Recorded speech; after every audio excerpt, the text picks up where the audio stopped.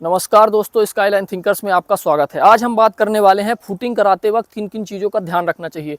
घर में सबसे ज़्यादा ज़रूरी होता है आपका घर का फाउंडेशन। आपने अपने इंजीनियर से प्लानिंग करा ली, स्ट्रक्चर डिजाइन करवा ली, सब कुछ एलिवेशन सब आपने अच्छा बना लिया।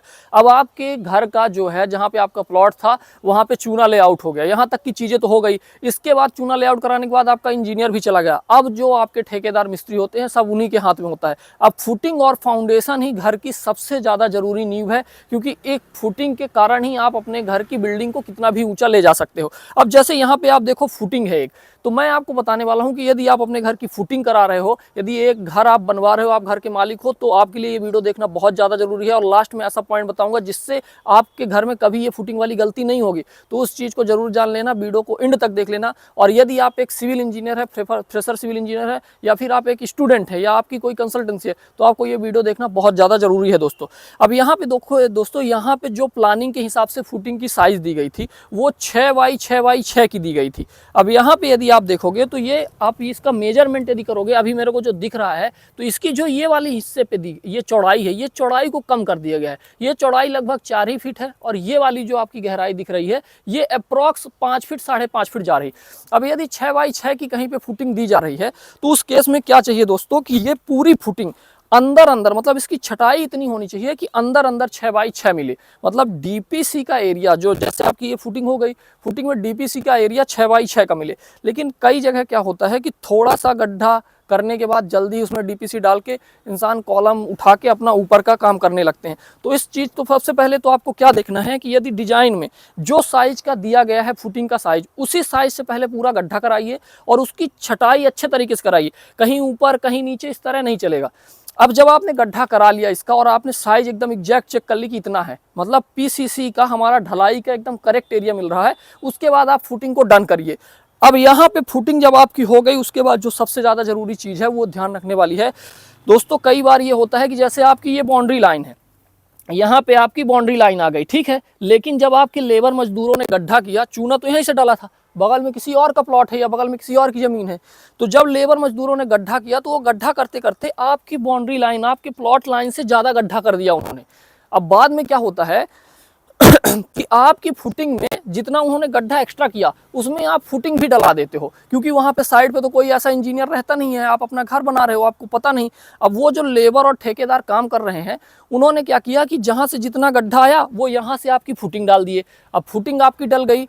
इससे सबसे बड़ा नुकसान क्या होता है दोस्तों, यदि आप सूता लगा के काम नहीं करा रहे हो, यहाँ पे सबसे ज़्यादा जरूरी है कि जब आपका लेआउट हो तो लेआउट के कॉर्नर कॉर्नर वाले हिस्से में आप अपनी भुर्जी बनवा लो। नहीं, गड्ढा ज़्यादा होगा तो आप फुटिंग आगे कर दोगे, फुटिंग आगे करोगे तो बाउंड्री लाइन से आप ज़्यादा कॉलम खड़ा कर दोगे।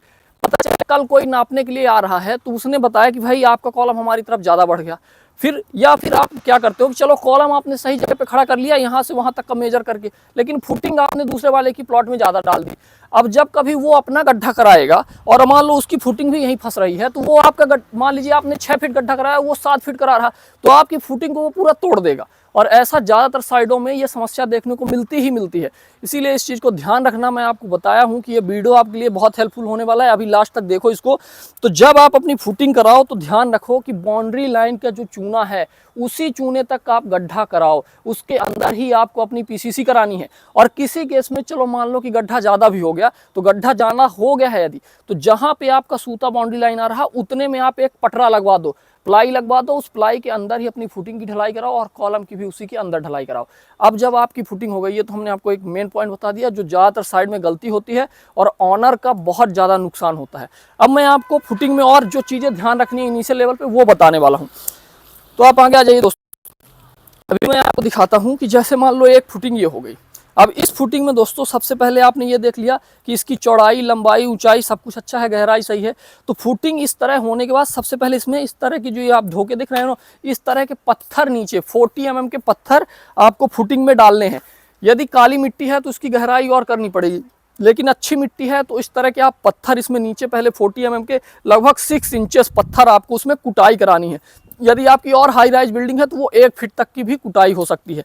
तो इसको पहले पत्थर डाल के अच्छे से धुरमुस से इसको ठोक लेना है ताकि ये अच्छा कॉम्पैक्ट हो जाए फुटिंग में। तो पहले आप पत्थर डलवाओ। कई लोग क्या करते हैं, गड्ढा कराए, गड्ढा कराने के बाद सीधे पीसीसी करा देते हैं, तो वो बहुत गलत चीज़ है। उसमें इसकी स्ट्रेंथ बहुत कम होती है। जब तक आप फुटिंग को हार्ड स्ट्राटा नहीं बनाओगे काम नहीं चलने वाला। तो इसमें पत्थर डाल के फुटिंग को बहुत अच्छा कॉम्पैक्ट कर दो ताकि ये बैठे नहीं कभी भविष्य में। नहीं तो जब मकान बैठता है तो पूरे घर की दीवारों में क्रैक आता है और उसका आप मेंटेनेंस कराते कराते थक जाओगे, मेंटेनेंस नहीं करा पाओगे।